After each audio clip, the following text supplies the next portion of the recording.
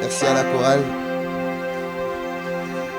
Bonjour à tous, bonjour à toutes. Soyez les bienvenus à ce deuxième culte, Impact Centre Chrétien, Église locale des Tempes. Nous bénissons le Seigneur pour la grâce qu'il nous a donnée d'être en vie. Quelqu'un veut dire en vie. Alors, j'ai pas entendu en vie.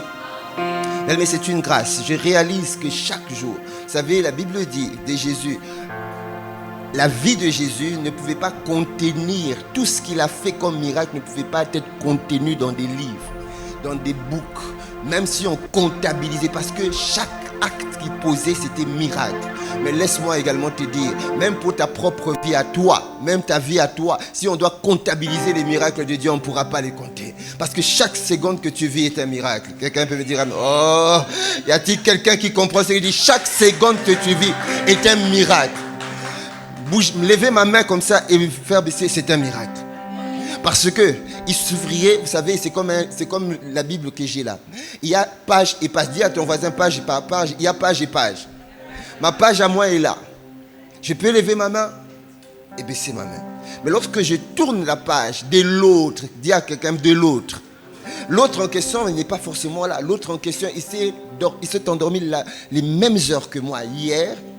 Encore que moi, je me suis endormi tard. Et il était sous son lit peut-être au même moment, dans un territoire, peut-être pas le même territoire que moi. Mais quand il s'agissait de poser nos pieds du lit sur terre, ses pieds étaient devenus lourds. Ses pieds étaient devenus lourds. Ses pieds étaient devenus lourds au point où la motricité pour lever ses pieds et poser ses pieds sur la terre, par terre était devenue impossible. Mais bien aimé, à toi et moi, Dieu nous a fait encore grâce. Il y a certains qui ont posé leurs pieds, mais pour marcher, hier il a marché, hier il a fait des courses, mais aujourd'hui il est incapable de faire des courses. Et lorsque je me souviens, et je me rappelle que, encore qu'hier, des semaines qui sont passées avant la canicule que nous avons vécu, il y a des hommes et des femmes que nous avons côtoyés, certains dans des trains, certains dans la voiture. Oui, tu étais en train de conduire, il y a un monsieur qui est passé devant toi, mais tu ne sais pas que ce monsieur qui est passé devant toi, au moment où tu étais en train de conduire, lui aussi conduisait, mais quelques temps après, lorsque la canicule est venue, toi tu peux encore conduire, mais lui se retrouve à l'hôpital. Lui se retrouve à l'hôpital, il ne peut pas conduire. Lui se retrouve à l'hôpital et certains même se sont retrouvés à l'hôpital qui sont morts. Alors, chaque moment, voilà pourquoi il faut valoriser chaque seconde. Il faut valoriser chaque moment. Il faut valoriser chaque instant que Dieu nous donne et reconnaître que tout est grâce. Et dans cette grâce-là, il y a le miraculeux de Dieu. Oh, est-ce que tu peux acclamer le Seigneur? Est-ce que tu peux mieux le faire? Parce que dans leur cercle politico-occulte, ils ont voulu décréter que tu ne puisses pas vivre. Non seulement, ils ont comploté comme Aman avait comploté contre Mardoché Esther. Bien aimé, dans ta vie et dans ma vie, il y a des Aman. Tu ne les connais pas. Il y a des Aman qui sont dans nos familles. Il y a des Aman qui sont dans nos quartiers. Ils te voient sortir tous les jours et tu entres tous les jours. Il dit, mais comment est-ce que je peux éteindre cette lumière? Des fois, tu les salues, mais il dit, comment est-ce que je peux éteindre? Ils planifient. Dans leur cercle politico-occulte, ils font même de coalitions, de planification pour éteindre ta lumière. Ils peuvent éteindre la bougie, mais ils ne peuvent pas éteindre la lumière. Ils peuvent éteindre la bougie, mais ils ne peuvent pas éteindre la lumière que Dieu a allumée. Tu n'es pas une étoile filante, tu es une étoile brillante. Une étoile brillante ne peut pas être éteinte. Une étoile brillante ne peut pas exploser. L'étoile brillante que Dieu a allumée ne peut que briller et briller et briller pour la seule gloire de Dieu.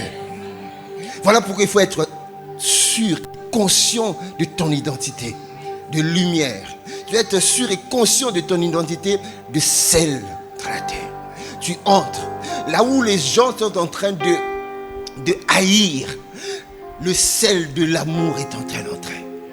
Toi tu entres, tu leur montres la facette de Dieu. Là où les gens ont peur de la société. Vous savez, il y a des personnes qu'on a rencontrées à cause tout simplement de la guerre Iran-Irak. Ils ont peur. Ils disent, mais oui, comment va se passer? Oui, le carburant a encore augmenté. Et il y a des gens, leur focus est focalisé sur l'actualité. C'est pas mauvais de savoir ce qui se passe. Mais bien aimé, nous, notre focus est focalisé sur l'actualité du ciel. Pas forcément l'actualité de la terre. Parce que la vie de la nouvelle création ne dépend pas de la terre. Mais ça dépend du ciel. Nous sommes des ambassadeurs envoyés en mission diplomatique sur la terre pour représenter les intérêts du royaume des cieux. Mais notre opinion dépend de l'opinion du roi, pas de l'opinion de la terre. Mais nos finances ne dépendent pas des finances de ce monde. Nos finances dépendent des finances de notre pays d'origine. Même notre santé à nous dépend de la santé du royaume de Dieu. Ça ne dépend pas forcément de la santé. Les médecins vont nous soigner. Je ne dis pas que nous ne pouvons pas tomber malades. Mais même si nous tombons malades, la Bible dit, le juste tombe 7 fois, il se relève. Même si nous tombons malades, nous savons que le remède de la maladie est là. C'est la santé de Dieu. Zoé Alonios qui habite en nous. Quelqu'un peut me dire amen. Dieu nous a fait grâce d'être dans sa présence parce que sa présence fait toute la différence. Quelqu'un peut me dire toute la différence? Alors, je n'ai pas entendu toute la différence. Vous savez, nous vivons dans une époque où les hommes veulent devenir indépendants. Et c'est toute une culture. Vous savez, depuis que la démocratie s'est généralisée dans le monde, toute personne, toute société aimerait être indépendant, aimerait avoir une liberté. Et si on peut encore plus loin, on peut dire le libertinage. Et cette liberté et indépendance-là est entrée dans l'Ecclésia. Où, quand le Seigneur valorise le rassemblement, le diable est entré pour dire à certains que tu peux être un électron libre parce que Dieu est en toi. Et parce que Dieu est partout, c'est que là où tu seras même seul, Dieu est avec toi. Tu n'as pas besoin de l'église pour croître. Tu as juste besoin de Dieu lui-même et tu crois. Est-ce que tu peux me dire le mensonge du diable? Bien aimé, depuis le commencement, Dieu appelle son peuple au rassemblement. Quelqu'un me dit rassemblement. Et les rassemblements ne sont pas des inventions des humains, bien aimés. Les rassemblements sont réellement l'expression du cœur de Dieu. Dieu veut les rassemblements. Dieu est le Dieu des nations. Dieu est le Dieu des foules. Lorsque Dieu voulait parler à Israël, bien aimé, il convoquait toujours Israël. Et lorsque Jésus voulait réunir ses disciples, il voulait former ses disciples, il voulait transmettre pendant les 3 ans à ses disciples, il les réunissait. Toujours rassemblement. Et le Saint-Esprit, pour se déverser sur les humains, il a dû rassembler également un peuple appelé les 120 dans une chambre pour qu'ils puissent descendre. Et Moïse, dans Deutéronome 4, verset 10, il pouvait dire ceci: souviens-toi du jour où tu t'es présenté devant l'Éternel ton Dieu à Horeb, lorsque l'Éternel me dit: assemble auprès de moi le peuple, je veux leur faire entendre mes voix. Ouais. L'objectif des rassemblements, c'est toujours que Dieu puisse parler. Dieu a envie de parler à son peuple. Dieu a envie de communiquer sa pensée à son peuple. Dieu aime son peuple et Dieu veut communiquer quelque chose à son peuple. Et dans Deutéronome 31, verset 12, il dit: tu rassembleras le peuple, les hommes, les femmes, les enfants et l'étranger. C'est la volonté de Dieu. Et que quelqu'un peut me dire encore rassemblement, qui sera dans tes portes, afin qu'ils entendent toujours et afin qu'ils apprennent à craindre l'Éternel. Bien, mais tout au long de la Bible, des grands rassemblements deviennent des lieux où Dieu déverse sa gloire, Dieu déverse son renouveau, Dieu déverse son alliance, Dieu renouvelle son alliance, Dieu déverse la guérison, Dieu déverse la restauration, Dieu déverse plusieurs choses parce que c'est sa volonté que nous soyons rassemblés en son nom. Quelqu'un peut me dire encore un bon amen? Mais lorsque nous omettons ou nous oublions et nous nous abstenons de nous rassembler, bien aimés, il y a des choses que nous perdons. Lorsque nous ne nous rassemblons pas, lorsqu'il y a absence de rassemblement, bien aimés, cela montre une certaine attitude qui porte le nom d'une conviction, des priorités, et également qui porte le nom d'un état de cœur que les personnes qui ne se rassemblent pas manifestent ou manquent. Le rassemblement est important. Voilà pourquoi ce matin, et sachant que nous aurons le festival de la parole, appelé quand Impact Conférence, le Seigneur m'a mis à cœur de parler du rassemblement dont le titre est « C'est que ta présence ou ton absence à l'église dans les grands rassemblements révèle. » C'est que ta présence ou ton absence à l'église ou dans les grands rassemblements révèle. Le Seigneur est en train de nous faire grâce. Vous savez, ça fait depuis des années. Chaque année, nous avons Impact Conférence. Impact Conférence a immigré. Il y a eu plusieurs noms au juste. Et aujourd'hui, nous sommes au camp. Avant que le camp Impact Conférence, c'était Impact Conférence. Il y a eu méga conférence et tout ça. Et le Seigneur nous amène aujourd'hui à un camp, parce que dans un camp, c'est là où on pose nos affaires. Dans un camp, c'est là où on n'est pas pressé. Dans un camp, c'est là où on prend du temps d'être nourri. On passe du temps d'être enseigné. Vous savez, l'apôtre Paul, il prêchait, la Bible dit, il prêchait des fois toute la nuit, toute une journée jusqu'à la nuit. Pourquoi? L'apôtre Paul avait l'habitude de faire des camps. Et les camps sont des moyens que Dieu nous donne pour bien télécharger. Vous savez, il y a des paroles qui doivent pénétrer dans nos cœurs pour que ça puisse aller briser les jougs des systèmes de pensée, puisse aller nettoyer nos cœurs et briser les forteresses qui sont dans notre système de pensée, des fois qui nous empêchent d'entrer dans la connaissance de Dieu. Hébreux 10, verset 25, la Bible dit « N'abandonnons pas nos assemblées comme c'est la coutume de quelques-uns, mais exhortons-nous réciproquement. » Dans quelques jours, ça sera une assemblée de rassemblement. Alors le Seigneur nous dit, n'abandonne pas, ne sois pas absent. Autant que tu peux, que tu travailles ou que tu ne travailles pas, trouve un jour. Si tu ne peux pas y être là, en tout cas, sois connecté à ce grand rassemblement qu'on appelle le camp Impact Conférence, parce que, je le disais, Jérémie 29, verset 11, la Bible dit, Dieu a dit, moi, je connais les projets. Bien aimé, dans le camp Impact Conférence, Dieu a un projet pour toi. Dis, Dieu a un projet pour moi. Alors, j'ai pas entendu, Dieu a un projet pour moi. Et ce projet-là, bien aimé, c'est pour toujours te faire du bien. Il a dit, projet de paix et non de malheur. Laissez-moi vous dire, lorsque le Seigneur veut rassembler son peuple, au travers de ce festival de la parole, l'enfer aussi a des projets. Et parmi les projets de l'enfer, ça serait que tu ne puisses pas non seulement assister, mais que tu ne puisses pas écouter et que tu puisses être occupé et préoccupé sur autre chose. Voilà pourquoi, arrivé à un certain moment de la vie de Jésus, Jésus avait créé un camp. Jésus aussi avait un camp où? Dans la maison de Marie et Marthe.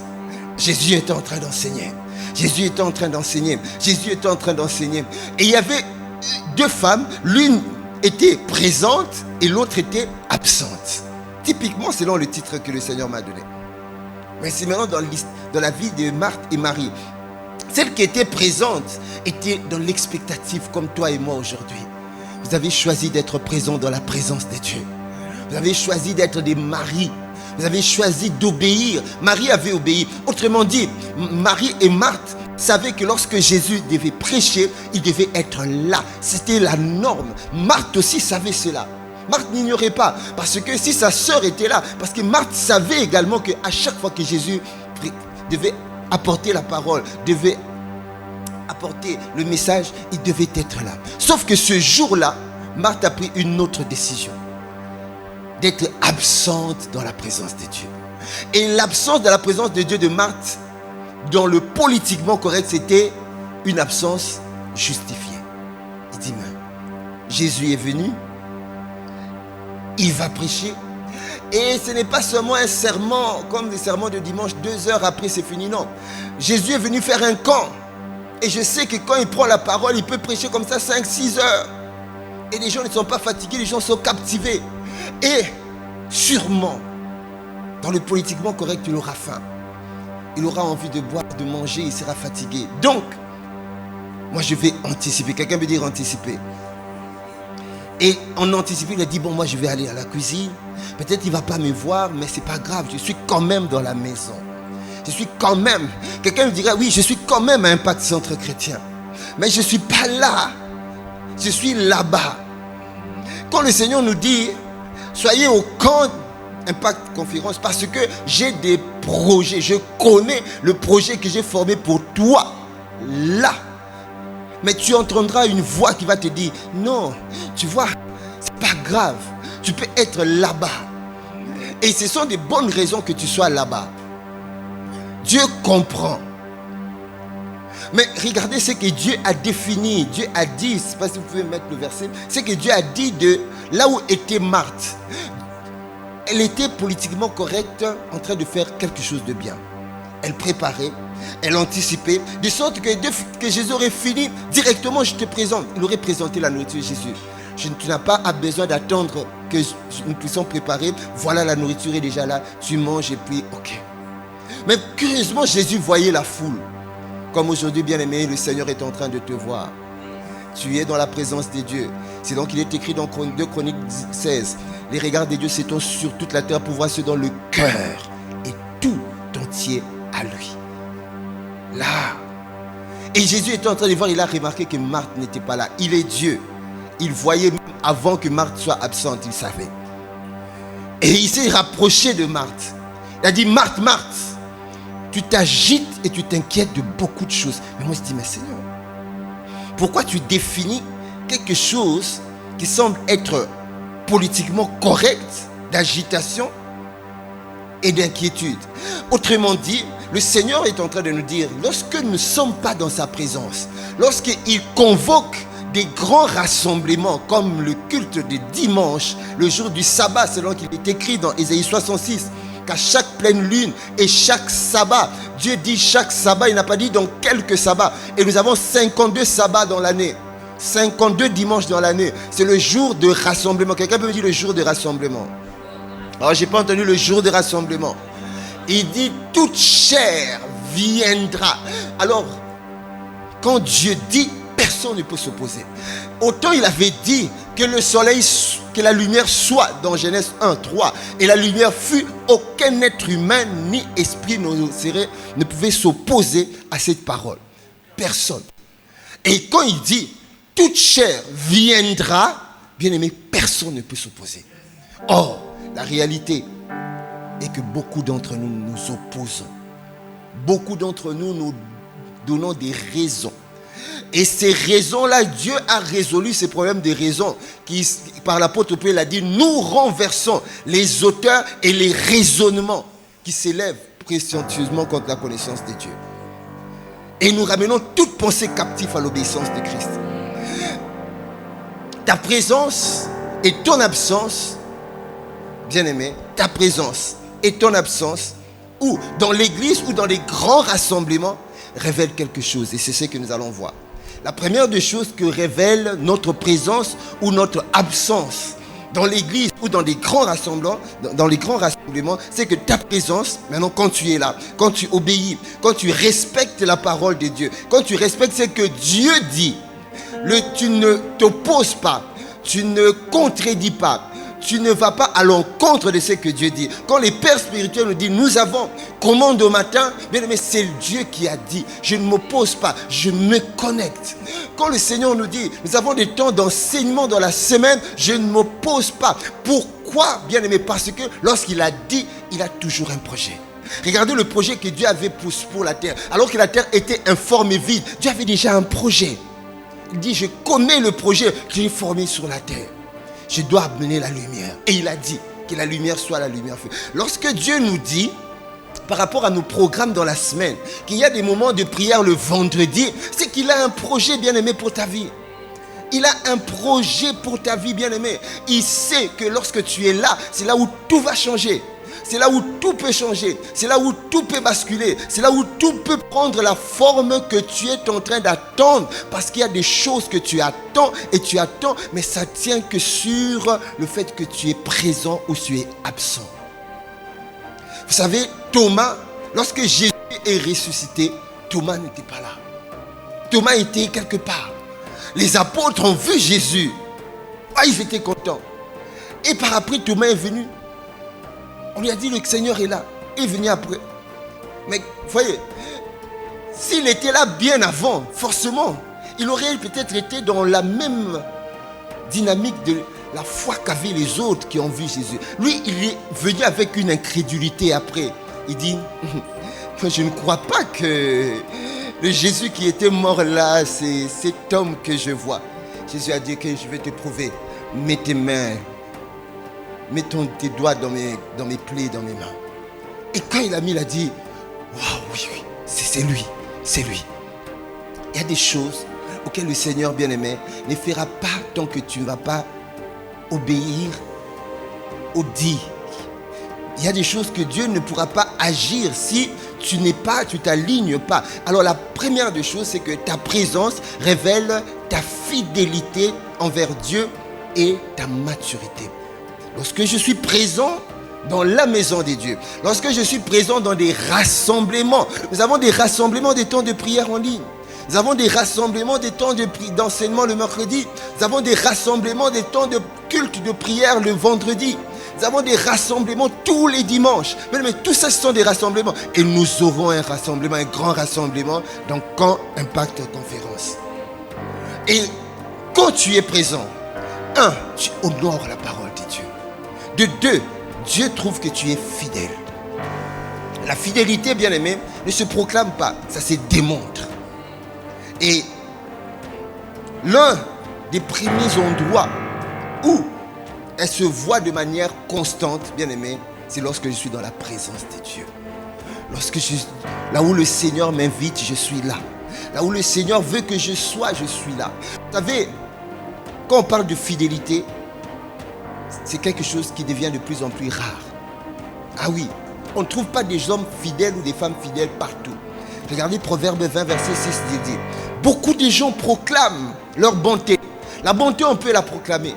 La bonté, on peut la déclarer. La bonté, on peut dire haut et fort que je suis bon pour avoir fait telle chose, telle chose, telle chose. Ok, mais la parole nous dit, mais l'homme fidèle, qui le trouvera?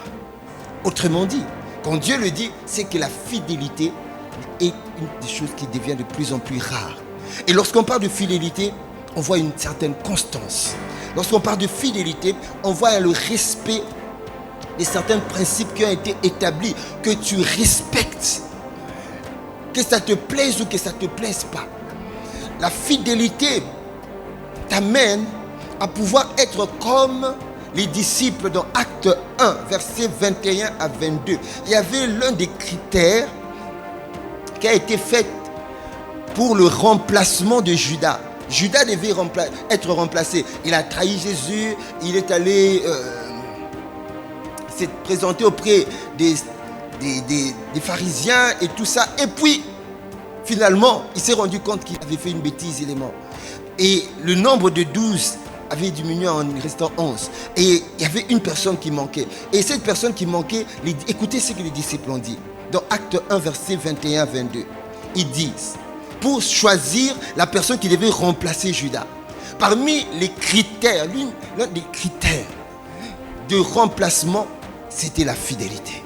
Il dit, il faut donc que parmi ceux qui nous ont accompagnés tout le temps que le Seigneur Jésus a vécu avec nous. Cela veut dire, depuis que Jésus a vécu avec nous, les apôtres qui étaient, les trois peut-être, et les autres qui étaient tout autour de Jésus, observaient. Donc il y avait les 12, et puis il y avait d'autres personnes qui suivaient Jésus, des femmes et des hommes qui étaient toujours là, accompagnant, exerçant le ministère, suivant Jésus, toujours là. Mais lorsqu'ils étaient là, ils se sont dit non, la personne qui doit être avec nous, la personne qui doit faire le ministère avec nous, il faut que parmi nous, parmi ceux qui ont été accompagnés, parmi ceux qui nous ont accompagnés tout le temps que le Seigneur Jésus a vécu avec nous, depuis le baptême de Jean jusqu'à ce qu'il a été enlevé du milieu de nous. Donc ils se sont donné un baromètre. Ils ont dit, dès que Jésus a été baptisé, nous voulons checker un peu parmi des frères là, qui sont des frères dès le baptême de Jésus jusqu'à l'enlèvement, ils ont toujours été avec nous. Et quand ils ont regardé, paf, ils sont tombés sur une personne.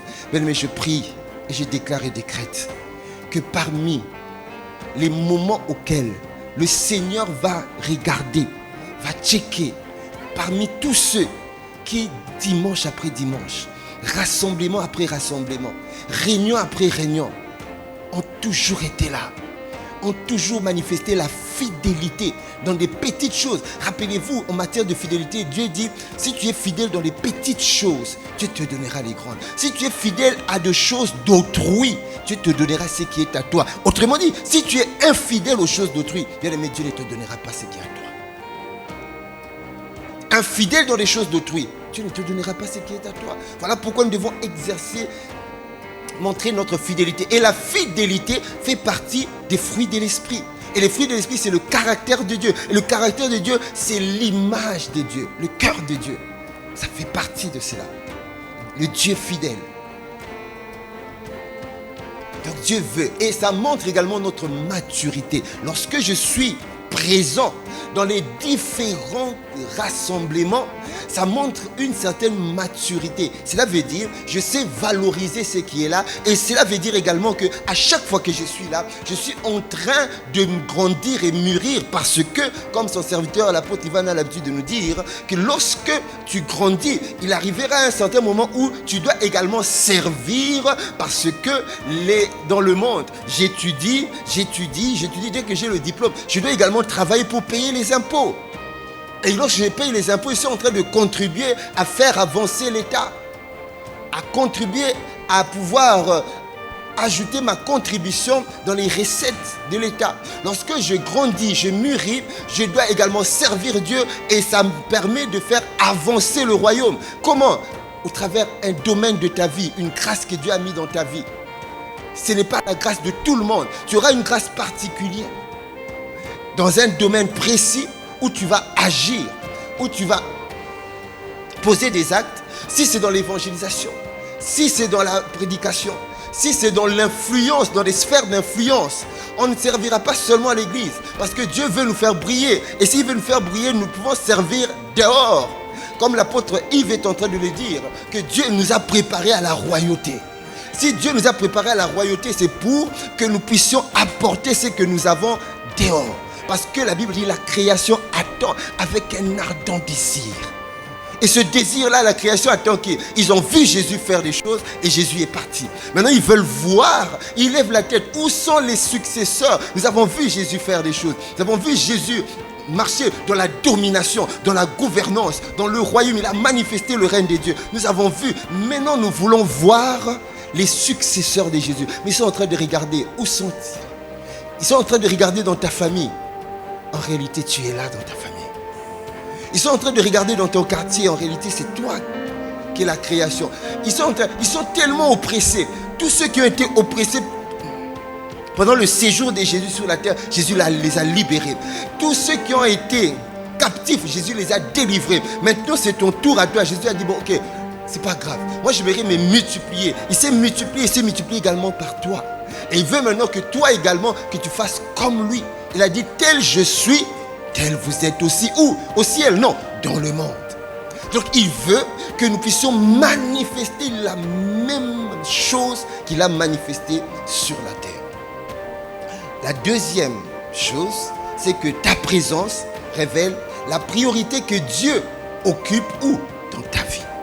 Lorsque tu es présent dans les rassemblements que le Seigneur programme, ça montre tout simplement la place qu'occupe Dieu dans ta vie à toi. Bien, mais là où tu investis ton temps, tu révèles ce que tu aimes réellement. La Bible dit, là où se trouve ton trésor, c'est là où se trouve... Ah, j'ai pas entendu. Là où se trouve ton trésor, c'est là où se trouve... Bien, mais là où se trouve ton trésor, c'est là où se trouve ton cœur. Or, laisse-moi te dire qu'aujourd'hui, si tu es présent en ce lieu, c'est parce que ton cœur était là. Ton trésor est là, c'est là où se trouve ton cœur. Et Dieu le voit et Dieu le sait. Jésus s'adressant à nous dans Matthieu 6, verset 33, il dit, cherchez premièrement le royaume et la justice de Dieu. Et toutes ces choses vous seront données par-dessus.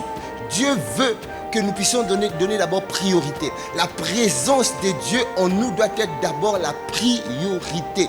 Priorité de priorité, c'est Dieu. Et nous sommes tellement bien enseignés, bien aimés, à ICC, nous savons maintenant que je ne vais pas demander la main de Dieu qui donne, mais je vais demander le Dieu qui donne.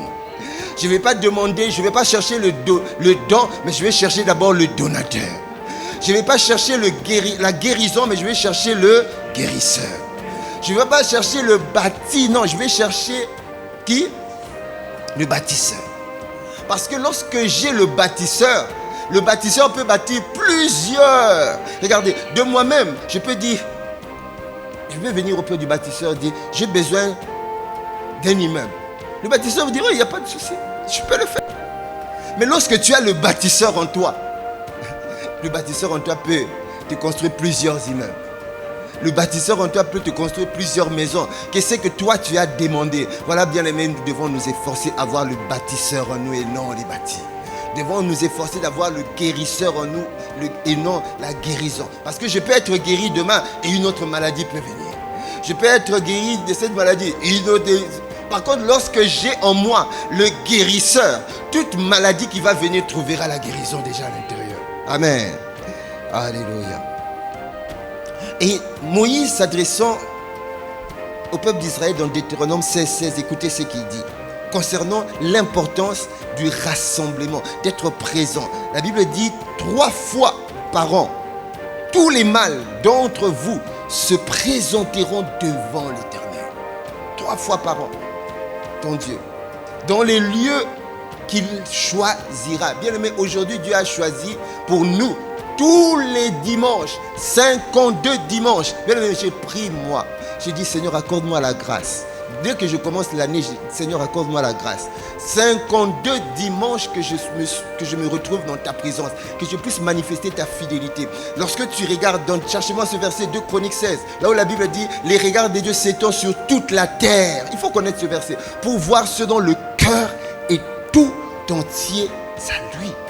Et mon cœur doit être tout entier en obéissant à la parole de Dieu, en aimant la parole et en mettant en pratique la parole.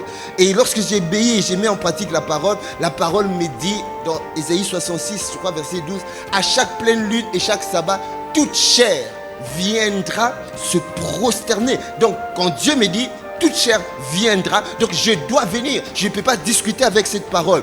Les rassemblements, bien aimés, ont toujours une importance parce que derrière chaque rassemblement se trouve un projet que Dieu connaît, que toi tu ne connais pas. Se trouve un plan de Dieu pour ta vie que tu n'as pas encore discerné, mais qui est déjà établi. La seule chose, Dieu te veut être au bon endroit, car tu es la bonne personne, au bon moment, et c'est la bonne saison. Et cette saison à laquelle nous sommes, c'est la saison où nous devons prier. Quelqu'un peut me dire amen? Alors, je n'ai pas entendu ton amen. La troisième des choses, c'est que ta présence révèle ton attachement aussi au peuple de Dieu. Je ne peux pas vivre en singleton. Je ne peux pas vivre en électron libre. Je ne peux pas vivre en étant détaché. Je suis le sarment et le Seigneur est le cep. Le sarment ne peut pas vivre sans pour autant qu'il soit attaché au cep. Une branche ne peut pas se dire à partir d'aujourd'hui je me détache. Il est écrit que nous sommes soit esclaves de Christ ou nous sommes esclaves du monde, esclaves du diable. Et nous avons choisi le jour où je suis né de nouveau, tu es né de nouveau, d'être esclave de Jésus. Or, quand je suis esclave de Jésus, je perds ma liberté. Aïe, aïe, aïe. Ah oui. Lorsque je suis esclave de Jésus, je perds ma liberté. Pourquoi? Parce que je suis mort. Je suis obligé de mourir. Et lorsque je meurs, c'est Christ maintenant qui doit vivre en moi et qui me téléguide, qui me guide, qui me conduit. Parce que Christ est la dimension de l'Esprit de Dieu dans le corps humain. Maintenant, il va me dire là où je dois aller, là où ce que je dois faire et comment je dois faire. Voilà pourquoi nous avons appris le dimanche dernier qu'il est important d'être rempli d'Esprit. Et c'est seulement lorsque je suis rempli que je serai conduit par l'Esprit.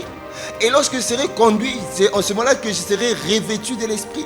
Et dans le rempli, nous avons vu dans Ephésiens 5, je crois versets 14 à 15, que pour être rempli, Paul nous dit que nous devons nous entretenir. Lorsque je suis dans les rassemblements, c'est l'endroit également où j'apprends à entretenir mon homme intérieur. Je dois m'entretenir pour que je sois rempli par des psaumes, par des hymnes et par des cantiques inspirés ou spirituels. C'est en ce moment-là que je suis en train d'être rempli d'esprit. Et quand je suis rempli d'esprit, en ce moment-là, j'entendrai la voix de Dieu qui me dit, voici la voie que tu dois aller. Là, n'y va pas, mais va là. Là, ne fais pas, mais sois là.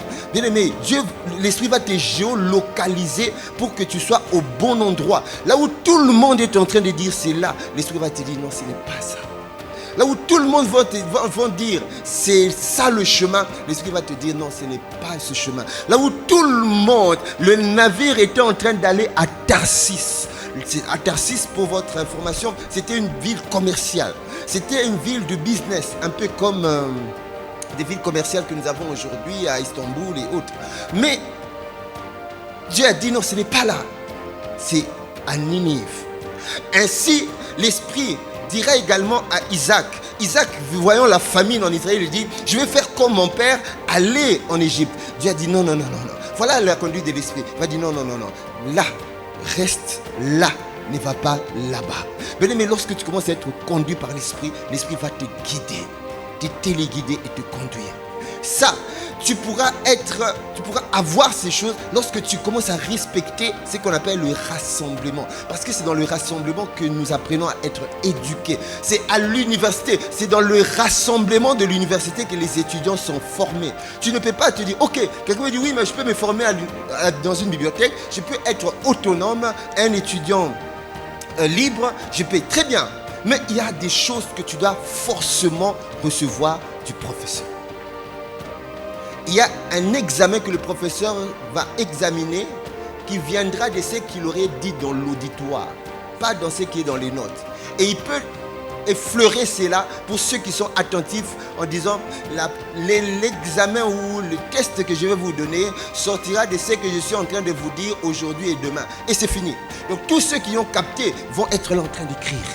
En train d'écrire, en train d'écrire, en train d'écouter, enregistrer, écouter. Parce qu'ils savent que ça sera... Et si le cours avait plus de 300 feuilles, 300 pages, autrement dit, ça ne sert à rien d'aller dans les 300 pages.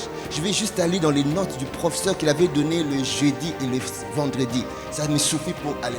Ça m'économise du temps. Bien aimé, la croissance et la maturité nous vient lorsque nous attachons à Dieu et lorsque nous sommes attachés au peuple. Alors, acte 2, verset 42-43 nous dit, l'Église persévérait. Il persévérait dans l'enseignement des apôtres. Vous voyez, c'est tellement important. On ne peut pas aimer la tête sans aimer le corps. Il persévérait dans l'enseignement des apôtres, dans la communion fraternelle, dans la fraction de pain et dans les prières. Christ, la Bible dit, il est la tête de l'Église et nous sommes le corps. Donc, si je dis j'aime la tête, Christ, je dois aimer le corps. Je ne peux pas dire j'aime Christ et là où se trouve le corps de Christ, je ne suis pas là. Là où se trouve le corps de Christ, je suis absent. Sachant que Dieu ne fait rien par hasard. Il sait que ta bénédiction se trouve à l'intérieur de ce corps-là. Une ouverture et une opportunité, Dieu l'avait déjà prévu même avant que tu naisses. Il savait que tu auras besoin au temps T, à l'heure H, dans le rassemblement. Il avait déjà pourvu quelqu'un, prévu quelqu'un, programmé quelqu'un pour toi et pas pour quelqu'un d'autre, pour toi, pour te mettre en contact avec la personne qui doit te faire entrer dans ta destinée. Et la personne en question se trouve dans l'assemblée. Sauf que lorsque la personne est en train de te chercher, comment? La personne vient à l'église. La personne vient à l'église et le moment que Dieu avait prévu, c'était le moment de ce culte-là. La personne devait être assise à tes côtés. Donc la personne a respecté, selon la préscience de Dieu, ce jour-là, c'était un dimanche, premier culte, assis là, sauf que le siège qui est juste à côté, c'était toi, absent. Donc, opportunité ratée. C'est toute une saison. Mais lorsque tu rates des opportunités de saison, il faut attendre une autre saison. Tu ne sais pas cette autre saison, c'est combien d'années. Voilà pourquoi la Bible dit, n'abandonnons pas nos assemblées. Parce que Dieu sait que dans nos assemblées là, il a prévu des projets. Quelqu'un peut me dire encore des projets? Des projets. Seigneur, accorde-nous la grâce Dans 1 Corinthiens 12, 12, écoutez, la Bible dit, Paul s'adressant aux Corinthiens, il dit, car comme le corps est un et a plusieurs membres, et comme tous les membres du corps, malgré leur nombre, ne forment qu'un seul corps, ainsi en est-il de Christ. Nous sommes membres du corps de Christ, avec nos diversités, sauf que nous formons un corps. Et chaque membre, regardez même le membre du corps, chaque membre du corps a une fonction qui joue, mais qui contribue toujours au fonctionnement de tout le corps. Bien, mais c'est que tu as ta part dans l'assemblée. Tu as ta part, ta responsabilité et ton importance dans le rassemblement. Quelqu'un peut me dire ton importance dans le rassemblement? Alors nous allons maintenant voir, ça nous avons vu lorsque tu es présent, ta présence. Mais maintenant l'absence. L'absence dans l'église ou dans les rassemblements peut révéler que tu es en rébellion avec la sagesse de Dieu. L'absence peut révéler un manque de soumission à l'autorité spirituelle. Hébreux 13, verset 17, la Bible dit, obéissez à vos conducteurs, soyez-leur soumis car ils veillent sur vos âmes comme devant en rendre compte. Vous savez, Dieu établit des pasteurs, des docteurs, des prophètes, des apôtres pour guider son peuple et pour l'édification des saints. Et lorsque je me soustrais pour une raison ou une autre dans l'enseignement ou dans la communion fraternelle, bien aimé, cela peut indiquer un esprit de rébellion ou d'orgueil. Regardez l'histoire de Corée, Abiram et Dathan. Ils étaient avec Moïse. Pour que Moïse leur a donné la responsabilité de 250 sacrificateurs. Et c'est qu'ils étaient bons. C'est que Moïse avait discerné dans leur vie qu'ils étaient des personnes sur qui il pouvait faire confiance. Sauf qu'à un certain moment, et ça a commencé par Corée. Corée, à lui, il avait 250 sacrificateurs. Pas des simples hommes que Moïse a réuni, non, des sacrificateurs, parce que Israël, il y avait 1 millier de personnes, des millions d'ailleurs. Mais donc il a fallu quand même que Moïse se décharge. Il a dit, oh, j'ai trouvé Corée sur qui je peux me décharger pour qu'il me décharge également. Mais sauf que Corée, arrivé à un certain moment, il a dit, tu entends Dieu, moi aussi j'entends Dieu. Et comme Corée, regardez Moïse. Vous savez, quand Dieu a dit à Moïse, écoute, je vais mettre quelqu'un à côté de toi pour parler à ta place, pour rapporter ce que tu dis, c'est que Moïse bégayait très fort. Au point où, si on avait mis quelqu'un à côté de lui, Aaron, c'est que deux fois, il se faisait comprendre difficilement. Voilà pourquoi Dieu a dit non, c'est pas grave. Mais attendez, Dieu pouvait guérir directement Moïse. Dieu pouvait directement résoudre ce problème de bégaiement et Moïse parlait. Non, Dieu l'a laissé avec ça. Vous savez, lorsque Dieu t'amène à une certaine dimension spirituelle, il va te laisser avec une certaine faiblesse pour que tu puisses essayer un peu de te rabercer. Regardez l'apôtre Paul. Paul, l'homme qui a vu, qui est allé au 3e ciel, l'homme qui nous a donné tous les épîtres, la plupart des épîtres, mais il avait quelque chose, l'écharpe d'eau. Il a dit, j'ai prié 3 fois, il a guéri des gens, mais cette écharpe-là, il ne pouvait pas le guérir lui-même. Dieu a dit, ma grâce te suffit. Il y a bien aimé certaines choses auxquelles la grâce de Dieu nous suffit. Dieu va nous les maintenir comme ça. Parce qu'il sait que s'il nous l'enlève ça, nous risquons de tomber dans l'orgueil. Comme Corée était tombé dans l'orgueil parce qu'il lui avait donné de commencer aussi à entendre, à avoir des révélations. Dieu a dit attention à Corée. Moi, je parle face à face avec Moïse. Mais il s'est endurci et il a entraîné des personnes. C'est là où maintenant, c'est pour la première fois dans la Bible où la parole nous dit que des hommes ont été avalés. Ils sont morts parce qu'ils ont été avalés par la terre. Par la grâce de Dieu, cela ne sera pas ainsi pour toi et pour moi dans le nom de Jésus. L'absence dans l'église ou dans les rassemblements peut révéler aussi, bien aimé, un manque de responsabilité envers les autres. Nous sommes responsables les uns les autres. Ça, nous devons le savoir. Nous sommes un corps. Vous savez, lorsque le pied piétine une épine, et c'est tout le corps qui est affecté, et le corps commence à faire la fièvre à cause de l'infection. Jamais le bras dira, cher pied, c'est toi qui as piétiné l'épine, je me désolidarise. Je vais me désolidariser de la douleur qui ressent le corps, parce que ce n'est pas moi qui ai piétiné. Mais qu'est-ce que la main fait? La main descend chercher l'épine que le pied a piétiné pour l'enlever. C'est toujours la main qui va prendre s'il faut traiter le pied pour essayer. Il y a une solidarité. Et cette solidarité-là, on le trouve où? Dans l'assemblée. C'est que là où je trouve la faiblesse de mon frère, je serai patient. Parce que cette faiblesse-là peut aussi m'arriver à moi, comme à toi. La Bible dit dans Galates 2, verset 6, « Portons les fardeaux les uns les autres, et ainsi nous accomplirons la loi de Christ. » Et Paul, qui s'adresse aux Philippiens, Philippiens 2, verset 4, il dit que chacun de vous, au lieu de regarder à ses propres intérêts, regarde aussi à ceux de l'autre. Mais c'est quoi l'intérêt de l'autre? Lorsque je vois que l'autre n'est pas dans la présence de Dieu, la première des choses, je vois que l'autre n'est pas dans les rassemblements, je vois que l'autre n'est pas là où Dieu a prévu pour sa destinée, l'autre n'emmagasine pas, ne mange pas. Tout corps doit grandir lorsqu'il mange. Lorsque je remarque que le corps de mon frère, de ma soeur, n'est plus à l'endroit où il doit se nourrir, même humainement, le corps perd sa force. C'est que je me suppose que mon frère ou ma soeur est en train de perdre sa force. Qu'est-ce que je fais? Je vais regarder ses intérêts. Qu'est-ce que je fais? Je vais m'intéresser. D'abord, la première des choses, je vais faire comme Pierre, pas comme Jésus, vis-à-vis de Paul, de Simon. La Bible dit dans Luc 22, verset 31, Jésus a regardé à l'intérêt de Simon. Parce que Jésus est Dieu et il voyait l'avenir. Il savait ce que devait être Simon. Si Simon, quelqu'un qui était dans la peur, dans l'angoisse, il était colérique, Dieu voyait sur ce Simon qui s'est caché derrière un Pierre, le roc, et c'est sur ce roc-là qu'il devait bâtir son église. Mais oui, il bâtissait l'église sur quelqu'un qui n'était pas à la croix.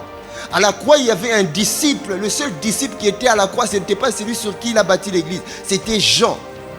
Et il a préféré bâtir l'église sur le roc. Et le roc, c'était Pierre. Donc, ce frère et cette sœur que je vois, j'ai la responsabilité de le porter dans mes prières. Parce que Jésus dit, Simon, Simon, Satan t'a réclamé pour te cribler comme du froment. Mais moi, j'ai prié pour toi, afin que ta foi ne défaille point. Et toi, quand tu seras converti, affermis tes frères. Jésus savait que Dieu, en restaurant la vie de Simon, en devenant Pierre, il va affermir. Et c'est ce qu'il avait fait. Il en est de même que le démoniaque de Gadara. Il a fallu que Jésus puisse penser à lui. Alors qu'il avait 6000 démons au-dedans de lui, Jésus voyait plus loin. Dieu voit toujours la fin d'une chose que son commencement. Donc Jésus voyait que la décapole ne devait pas être évangélisée par les 12 disciples. La Bible dit qu'il y avait 10 villes à la décapole. Moi, politiquement correct, j'aurais dit, bon, ok, j'ai 12 disciples. Pierre, tu as une ville. Simon, une ville. Thomas, une ville. Allez, allez-y. Vous évangélisez et puis c'est bon. Il guérit le démoniaque qui dit, tu rentres chez toi. Non. Jésus savait que le démoniaque de Gadara, devenu le frère de Gadara, devenu l'évangéliste de Gadara, à lui seul pouvait évangéliser la décapole, 10 villes. Bien aimé, Dieu voit la fin de ta vie au lieu de voir ce que toi tu es en train de voir. La version de ta vie est déjà connue. Il y a des grandes choses que Dieu a déjà prévues. Voilà pourquoi il dit dans Ésaïe, que des choses glorieuses ont été dites de toi. D'accord? Des choses glorieuses, pas des choses minables. Et dans ces choses glorieuses-là, il y a cette version de toi que Dieu a déjà prévue. La seule chose, il veut que tu sois au bon endroit, dans l'assemblée de l'Ecclésia et dans les rassemblements, là où son nom est en train d'être invoqué, là où la parole est en train d'être annoncée, là où la décharge des lois, des préceptes et des commandements libérés par ses serviteurs vont nettoyer, vont casser certains systèmes de pensée. Parce que comme vous le savez, nous sommes en train de faire une étude tous les mercredis sur les prisons intérieures. On a plusieurs châteaux, plusieurs prisons intérieures qui sont des châteaux sur nos systèmes de pensée qu'il faut casser, casser, casser. Et la Bible dit la parole est un marteau pour briser les jougs. Et ces jougs-là doivent être brisés. Mais il faut être dans l'assemblée ou dans les rassemblements. C'est dans le lieu de l'Ecclésia où Dieu parle, Dieu nous enseigne, Dieu nous communique sa pensée, qu'il nous restaure. La Bible dit dans Psaume 19 que la loi de l'Éternel est parfaite car elle restaure l'âme. Le témoignage de l'Éternel est véridique car il rend sages les simples. Que Dieu nous accorde cette grâce. Que Dieu nous accorde la grâce. Et le dernier, c'est l'absence dans l'église ou dans les rassemblements répétée. Une absence répétée peut révéler également un combat intérieur. C'est là où on ne peut pas juger quelqu'un. C'est là où tu ne peux pas juger ton voisin. Oui, tu ne le vois pas. Tu ne l'entends pas. Prends du temps d'abord de prier. Prends du temps de l'appeler. Et puis, tu prends du temps. Parce que derrière une absence peut se cacher des batailles. Si Jésus a dit, Satan t'a réclamé, il y a tellement de réclamations, et pasteur Yves le prêche souvent, tellement de réclamations que tu ne peux pas savoir. Là où dans ta famille, tu n'as pas de réclamations parce que arrière-grand-père, il était un croyant, grand-père croyant. Tes parents, peut-être cathos et à peu près, mais bon voilà, en tout cas ils croyaient en Dieu. Tu n'as pas les mêmes combats que celui qui arrière-grand-père. Arrière-grand-père, il était occulte. Et puis grand-père, il était dans la magie. Et père, il est dans les choses compliquées. Et quand toi tu sors derrière cette généalogie-là, bien aimé, cette lignée-là, c'est compliqué. Tu as des batailles que tu ne comprends pas. Mais tu regardes l'autre, mais il n'a pas de bataille. Mais pourquoi moi? Parce que on ne sort pas des mêmes lignées. Mais maintenant, toi, maintenant que tu es sorti de la lignée de Christ, parce que tu es né de Dieu, Dieu t'a coupé de cette lignée, tu es né de lui. Donc lorsque je rentre derrière, je n'ai plus tout ça. Sauf que je suis réclamé. Parce que les arrière-grands-pères, les réclamations vont dire, c'est notre petit-fils, c'est notre petite-fille, c'est ces réclamations-là. La bonne nouvelle, c'est que tu es déjà caché avec Christ en Dieu. Colossiens 3:3. Ces réclamations ne feront rien. Mais lorsque tu oses te détacher, c'est là où maintenant les réclamations vont avoir l'emprise sur toi. Voilà pourquoi nous devons faire très attention. Par la grâce de Dieu, ne pas juger les personnes que nous ne voyons pas. Parce qu'il y a des combats de foi que nous ne connaissons pas. Mais il faut prier pour eux. Seigneur, accorde-nous cette grâce. Accorde-nous cette grâce.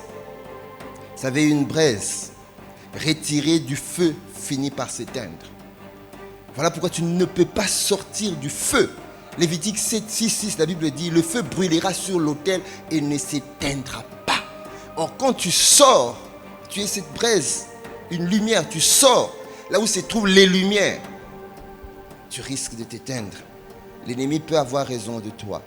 Alors, mon message de ce matin et de cet après-midi nous prépare tout simplement à ce grand festival de la parole qui aura lieu la semaine prochaine, le camp Impact Conférence, où Dieu veut que nous puissions ne pas donner aucune excuse au royaume de Dieu pour ne pas être là et pour ne pas être nourri. Et surtout, c'est le lieu où le Seigneur a prévu des projets qu'il connaît. Retiens ça. Dieu a des projets qu'il connaît, que toi-même, que tu n'ignores déjà, mais que le monde ne connaît pas encore. Et sois simplement paramétré et synchronisé à lui pour voir les choses arriver dans le nom de Jésus. Amen. Est-ce que nous pouvons nous tenir debout? Nous allons prier.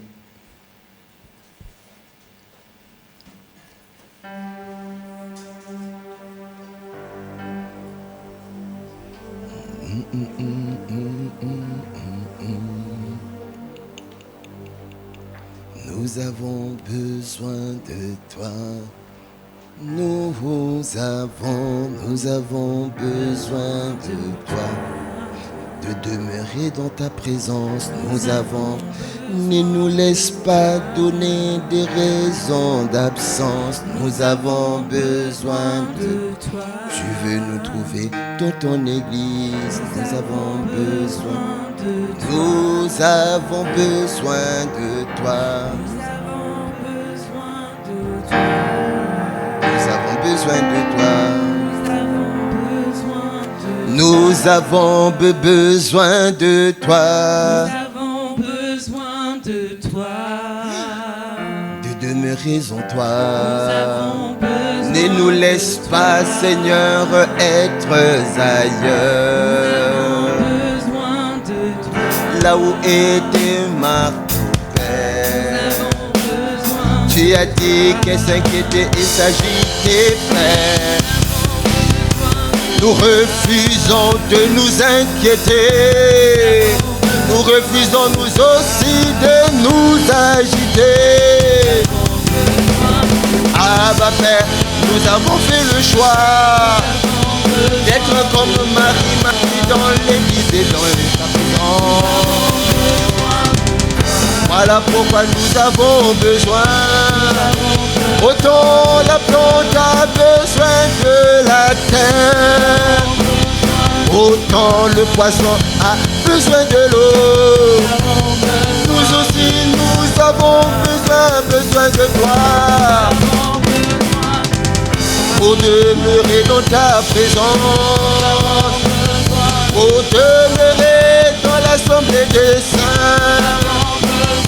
Lorsque tu nous vois comme Jonas, si nous osons aller à Tassiré, cadre-nous et nous laisse pas d'être comme Orpah. Elle a décidé de tourner à Moab. Oh, Saint-Esprit, tu l'as pas retenu. Tu as laissé Orpah retourner à Moab. Par contre, Jonas partant à Tarsis, tu l'as stoppé. Saint-Esprit, stoppe-nous. Saint-Esprit, stoppe-nous. Et nous laisse pas aller à Tarsis. Tarsis, c'est nous absenter, Père, de ta présence et de toutes les réunions que tu nous as programmées. La vérité, car tu bien connais, tu nous connais. Tu connais ce grand projet qui se cache dans les rassemblements. Il se cache que tu as programmé le jour du sabbat. Voilà pourquoi nous disons à Abba Père, nous avons besoin de toi. Et là, demandez les beaux ébis en dama. Les ketama demandez les beaux ébis d'ababaro. Les ketama les beaux indaba. Et lama les ketama de l'obosandiri. Elisa balon yandaba. Kokoto mazemenda lo sekinda lololo. C'est une mélodie. Nous venons psalmodier au travers de ces mélodies qui dédient. Nous avons besoin de toi, Seigneur, dans nos vies. Nous avons besoin de toi, Seigneur, dans nos maisons. Nous avons besoin de toi, Seigneur, pour nos époux. Nous avons besoin de toi, Seigneur, pour nos épouses. Nous avons besoin de toi, Abba Père, pour nos enfants. Nous avons besoin pour nos familles biologiques, nous disons. Nous avons besoin de toi, Seigneur, pour les villes établies. Nous avons besoin pour la ville de Temple, le sud-est et le nord du Loiret. Nous avons besoin de toi. Nous n'avons pas besoin d'un nom. Nous avons besoin de parce que l'homme est bien limité. Nous avons besoin de toi. Tu bâtisseur. Nous avons besoin de toi. Pas qui bâtit bâtisseur, Nous avons besoin pas de de la toi. guérison, du guérisseur, Nous avons besoin pas de l'électrisme, de Nous l'ingénieur. avons besoin de toi. Nous avons besoin de toi. Nous avons besoin de Nous toi. s'accomodions par cette mélodie. Nous avons besoin de toi. Et nos mots soient comme la plume d'un Nous navire. avons D'un besoin navire l'écrivain qui sait que ce poème disant nous avons besoin de toi. Nous avons besoin de Nous toi. avons besoin de toi. Besoin de Nous toi. avons besoin de toi. Seigneur, lorsque nous disons que nous avons besoin de toi, c'est parce que nous reconnaissons, commençons par moi, notre vulnérabilité, notre incapacité. Sans toi, nous ne pouvons rien faire. Nous le reconnaissons. Alors, nous, de manière sincère, de moi et de mes frères et de mes sœurs là, nous disons, il faut que tu agisses, Esprit de Dieu. Ne nous laisse pas. Apprivoise-nous, conquiers-nous, maîtrise-nous, rends-nous prisonniers et esclaves de Christ. Ne nous laisse pas. S'il faut agir, agis. Stoppe-nous. Comme tu as stoppé Balaam par l'âme. L'âme a stoppé Balaam. Tu as utilisé la nature. Tu as utilisé un animal pour carrément stopper Balaam. Tu as utilisé la nature pour stopper l'avancée de Jonas à Ninive, à Tarsis. Ne nous laisse pas. Tu aurais stoppé Orpa. Tu aurais stoppé Démas. Il est retourné à cause du plaisir du siècle présent. Mais il y a eu comme, ils étaient comme des trains dans des rails qui couraient. Et tu les as laissés. Oh Seigneur, nous nous disons, ne nous laisse pas. Non, ne nous laisse pas. Voilà pourquoi nous avons dit, nous avons besoin de toi. Si aujourd'hui nous le disons, que nous avons besoin de toi, que nos vies soient trouvées dans des rassemblements. Quelles que soient nos faiblesses. Si nous le disons aujourd'hui, d'aime trouver cette mélodie qui retentit encore 10 ans après, plus loin. Qu'il n'y ait aucune autre mélodie, ayant l'argent ou n'ayant pas, en bonne santé ou pas, en ce lieu ou ailleurs, mais que cette mélodie que nous avons besoin de toi soit l'expression de la soif, de la passion et du plaisir que nous avons de t'avoir comme notre époux. Et tout le temps, tout le temps, dans notre marche et dans notre voyage d'ambassadeur de Christ sur terre. Nous te disons encore merci pour la parole que tu as envoyée. La Bible dit tu as envoyé ta parole et ta parole est guérie. Merci pour cette parole qui commence d'abord à me guérir moi-même et qui puisse guérir le plus nombreux qui écouteront ce message. Parce que ça fait partie de ton projet, ça fait partie du projet que tu avais prévu. Un projet de libérer la mémoire, mais un projet de nous réveiller comme tu réveillais Déborah à 4 reprises. Tu as dit, Déborah, réveille-toi. Seigneur, que ce message soit comme la parole que tu as envoyée à Déborah. Déborah, réveille-toi. Déborah, réveille-toi. Déborah, réveille-toi dans Juge 5. Que cette parole résonne au plus profond de nos cœurs afin que nous ne soyons pas des sarments détachés du cep. Que nous ne soyons pas ces brasiers sortis du feu. Que nous puissions rester. Parce que tu nous as fait des étoiles brillantes pour briller dans notre génération. Te disons encore merci. Car c'est à toi qu'appartient le règne, la puissance et la gloire. Au siècle de siècles, nous avons ainsi prié. Dans le nom de Jésus le Christ. Amen.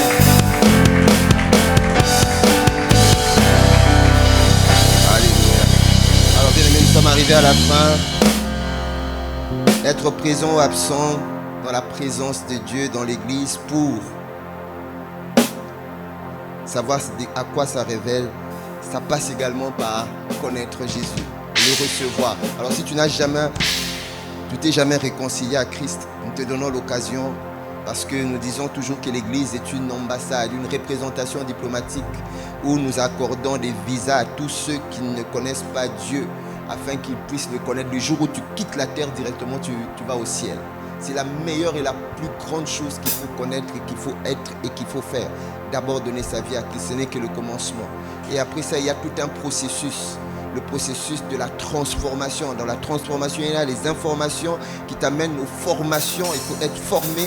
Jésus a formé les disciples pendant 3 ans et demi. Et de la formation, il y a ce qu'on appelle la transformation pour une finalité dont l'objectif est d'être à l'image, ressembler à l'image de Christ. Parce que lorsqu'il viendra, il viendra chercher ceux qui sont à son image.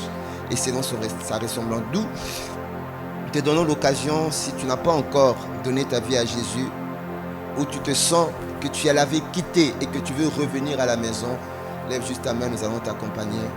Et que, au travers de la prière du salut, le Saint-Esprit va te ramener dans le royaume et tu vas naître de nouveau. Et tu vas faire partie de la grande famille des dieux. Alléluia. Gloire à Dieu. Est-ce que nous pouvons acclamer le Seigneur?